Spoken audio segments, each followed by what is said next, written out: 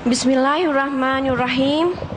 Yang berbahagia Dr. Nurdin Abdullah Dakoha selaku penolong rektor bahagian pembinaan hal ehwan mahasiswa Universiti Fatani selaku perasmi majlis. Yang berusaha Narong Hasni selaku timbalan dekan bahagian pembina hal ehwan mahasiswa Fakulti Sastra dan Sains Kemasyarakatan Universiti Fatani. Yang berusaha Kuares Tawan Daulah selaku Ketua Jabatan Bahasa Melayu Fakulti Sastra dan Sains Kemasyarakatan Universiti Fatani. Dan para pensyarah Jabatan Bahasa Melayu.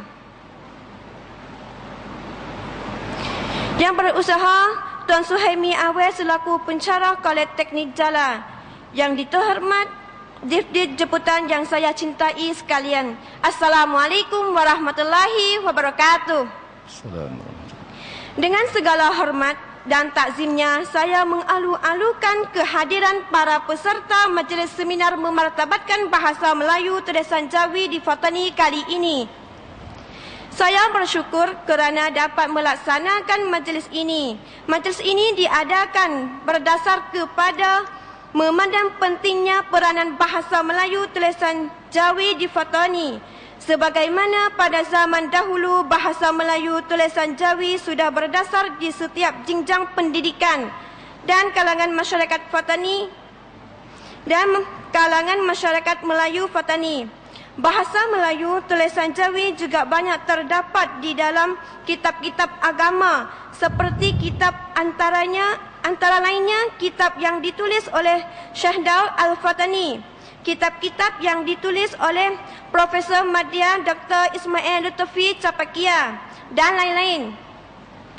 Tetapi pada masa sekarang bahasa Melayu tulisan Jawi sudah dilupa dan diabaikan oleh para generasi muda. Ini disebabkan munculnya bahasa Melayu tulisan Rumi sebagai saingan dan pilihan yang lebih mudah bagi generasi muda. Hal demikian menjadi satu masalah yang diambil kira oleh Jabatan Bahasa Melayu dan ahli Jawatan Kuasa Seminar Bahasa Melayu. Sesuai dengan hasil daripada salah satu tuber dalam resolusi seminar memartabatkan bahasa Melayu ASEAN kali kedua yang diselenggarakan di Hotel CF Patani pada tarikh 25 hingga 26 Oktober yang lepas, iaitu memartabatkan bahasa Melayu tulisan Jawi. Demikianlah, seminar pada kali ini diadakan dengan tujuan memartabatkan bahasa Melayu tulisan Jawi di Fatani untuk menjaga pusaka warisan bahasa jati diri masyarakat Melayu Patani, untuk mengadakan perbincangan dan pembahasan tentang perlunya ada buku panduan kaedah bahasa Melayu tulisan Jawi di Fatani yang disepakati dan selaras. Sasaran seminar bahasa Melayu pada kali ini terdiri daripada pensyarah universiti, majlis agama, jabatan pendidikan swasta, guru selaku menengah, guru sekolah menengah, guru tadika dan mahasiswa peringkat pengajian tinggi. Jumlah para peserta lebih kurang 200 orang. Masa pelaksanaan seminar ini diadakan hanya 1 hari sahaja. Bentuk kegiatan seminar ini terbagi kepada 2 bentuk, iaitu bentuk pembentangan kertas kerja pada sesi pagi dan bentuk majlis forum pada sesi petang. Seminar ini dianjurkan oleh Jabatan Bahasa Melayu dengan kerjasama mahasiswa Angkatan 4 Jabatan Bahasa Melayu Fakulti Sastra dan Sains Kemasyarakatan Universiti Fatani. Sebagai mata pelajaran seminar Bahasa Melayu ML 222 Sepang 062, iaitu mewajibkan agar mahasiswa yang menempuh mata pelajaran ini melaksanakan majlis seminar dalam bahasa Melayu. Akhir kata, saya mengucapkan ribuan terima kasih kepada semua pihak yang telah menjayakan adanya majlis seminar memartabatkan bahasa Melayu tulisan Jawi di Fatani. Tema, kehilangan jati diri dalam kalangan generasi muda terhadap tulisan Jawi. Dengan harapan majlis ini mampu mencapai pada target dan tujuannya, membuahkan hasil yang diinginkan dan berjalan sebagaimana mestinya. Semoga Allah Subhanahu Wa Taala selalu menimpahkan rahmat dan hidayatnya kepada kita semua. Amin. Sekian wabillahi taufik wal hidayah. Assalamualaikum warahmatullahi wabarakatuh. Assalamualaikum warahmatullahi wabarakatuh. Innal hamdalillah nahmaduhu wa nasta'inuhu wa nastaghfiruh wa natubu ilaih wa nu'minu bihi wa natawakkalu alaih wa na'udzu billahi min syururi anfusina wa min sayyiati a'malina may yahdihillahu fala mudhillalah wa may yudlil fala hadiyalah. Yang berbahagia Encik Suhaimi Ismail, pengarah Dewan Bahasa dan Pustaka Thailand, dan pensyarah Narong Hasani, Timbalan Dekan Bagian Hal Ehwal Pelajar Fakulti Sastra, dan pensyarah Ku Haris, Ketua Jabatan Bahasa Melayu, dan salam bahagia saya tujukan kepada tetamu, doi, dan kepada hadirin dan hadirat, mahasiswa dan mahasiswi yang dikasihi dan dirahmati Allah Subhanahu Wa Taala sekalian. Alhamdulillah, kita sama-sama panjatkan syukur kepada Allah Subhanahu Wa Taala yang menanam perasaan ke dalam lubuk hati kita ingin menghidup kembali mutiara yang telah datuk nenek moyang kita miliki, yaitu bahasa Melayu tulisan Jawi. Merupakan bahasa yang paling dekat dengan bahasa Al-Quranul Karim. Hadirin dan hadirat yang dikasihi sekalian, bahasa Melayu mempunyai sejarah yang panjang. Walaupun di sana masih ada pertikaian dari karangan sarjana tentang dari manakah datangnya bahasa Melayu dan bangsa Melayu ini. Ada yang mengatakan bangsa Melayu ini datang dari Campa. Ada yang mengatakan datang dari Kampuchea. Masih dalam pertikaian, masih dalam perselisihan. Tapi yang sepakat dari kalangan para sarjana bahasa Melayu, bangsa Melayu menduduki kepulauan Melayu sebelum daripada Masihi lagi. Sebelum dari tahun Masihi, bangsa Melayu telah berada di kawasan kepulauan Melayu ini. Ikhwah yang dikasihi sekalian, pada asalnya bahasa Melayu salah satu daripada 200 bahasa di kepulauan Melayu ini ataupun di Asia Tenggara ini. Ia merupakan bahasa yang tidak sangat penting.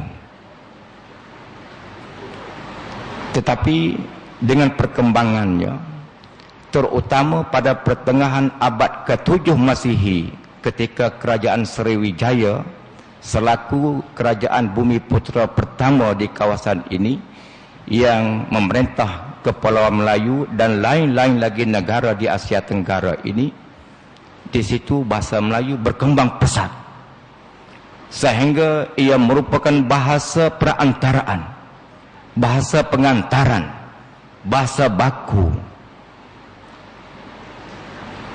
Dengan kemajuan bahasa Melayu pada masa itu,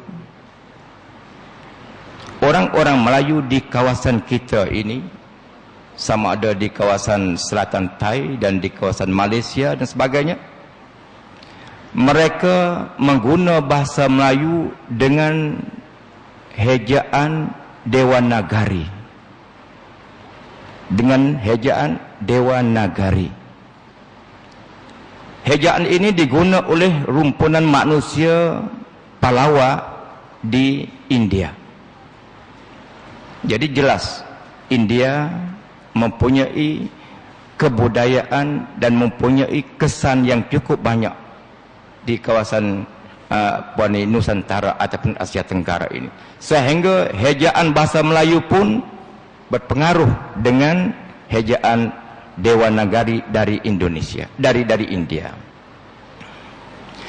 Apabila pendakwah Islam membawa Islam masuk ke Nusantara ini, ke Asia Tenggara, khasnya di Patani ini, mereka membawa masuk agama Islam bersama dengan hejaan Jawi. Bahasa hejaan Jawi diusaha tambah beberapa huruf oleh pakar-pakar bahasa pada masa itu.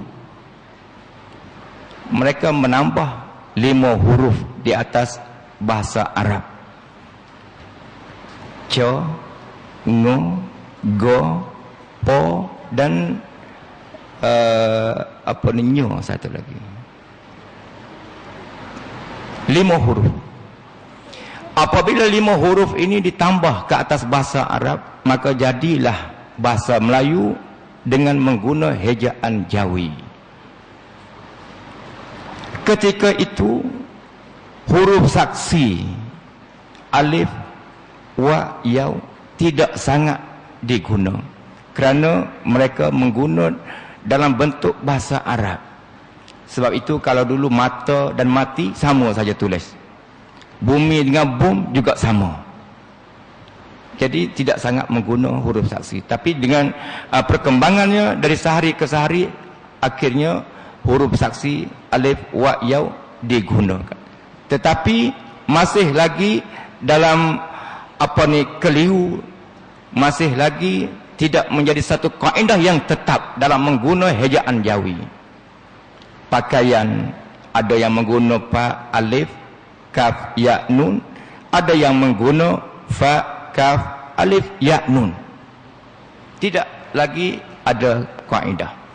Oleh itu kita berbanyak-banyak bersyukur kepada Allah Subhanahu wa taala, yang Allah Subhanahu wa taala memberi satu perasaan ingin menghidupkan bahasa Melayu dalam hejaan Jawi dengan usaha mengadakan satu kaedah tetap. Ikhwah yang dikasihi dan dirahmati Allah Subhanahu wa taala sekalian, saya yakin dengan penuh bahawa bahasa Melayu hejaan Jawi sangat memberi kesan yang cukup baik.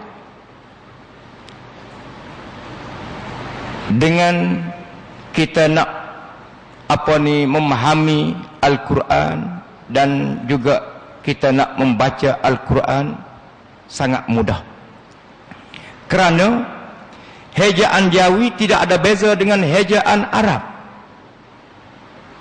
Kalau perkataan Arab boleh diheja dengan hejaan Jawi dengan penuh. Setiap huruf Arab ada dalam hejaan Jawi.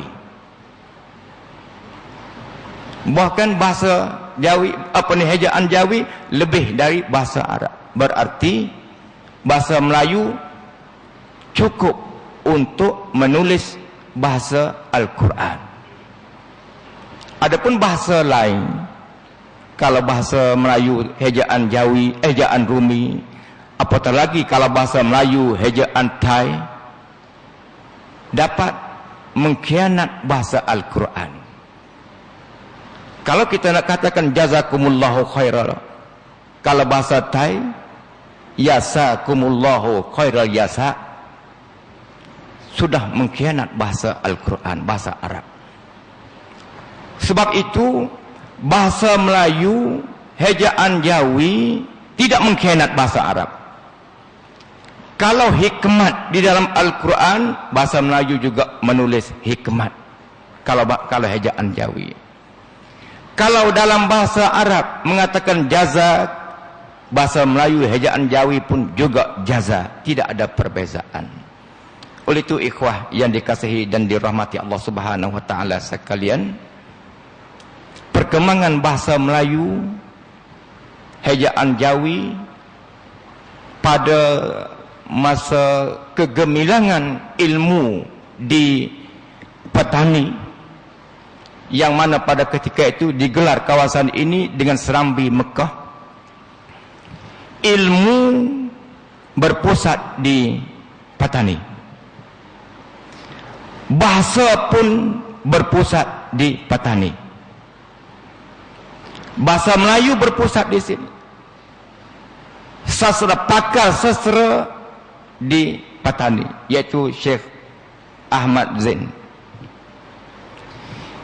Jadi oleh kerana ulama petani yang banyak menulis buku-buku Islam ditulis dalam bahasa Melayu hejaan Jawi, dengan itu bahasa Melayu hejaan Jawi tersebar ke seluruh Nusantara. Kerana buku-buku yang ditulis oleh Syekh Daud dan ulama-ulama petani yang lain lagi diguna di seluruh Nusantara dan di seluruh Asia Tenggara, hingga ke Kampuja pun masih guna bahasa buku ditulis oleh Syekh Daud, tulisan Jawi, hingga sampai ke hari ini. Oleh itu kita banyak-banyak bersyukur kepada Allah Subhanahu wa taala yang Allah menanam perasaan untuk kita menghidup kembali hejaan Jawi, dan mudah-mudahan seminar pada kali ini mengeluarkan buah natijah yang cukup baik, dan insya-Allah yang kita harapkan semoga kaedah tulisan Jawi boleh kita adakan untuk mempermudahkan kepada kaum muslimin khususnya di kawasan ini dan di kawasan Nusantara ini mengguna bahasa Melayu hejaan Jawi. Dan nampaknya sampai dah masa untuk kita memulakan khusus ataupun seminar kita pada kali ini. Maka saya bukakan seminar ini dengan bismillah, tabarakallah, barakallah. Aqulu qawli hadza wa astaghfirullah li wa lakum wa lisa'il muslimina wal muslimat wal mu'minina wal mu'minatil ahya'i minhum wal amwat. Assalamualaikum warahmatullahi wabarakatuh. Waalaikumsalam.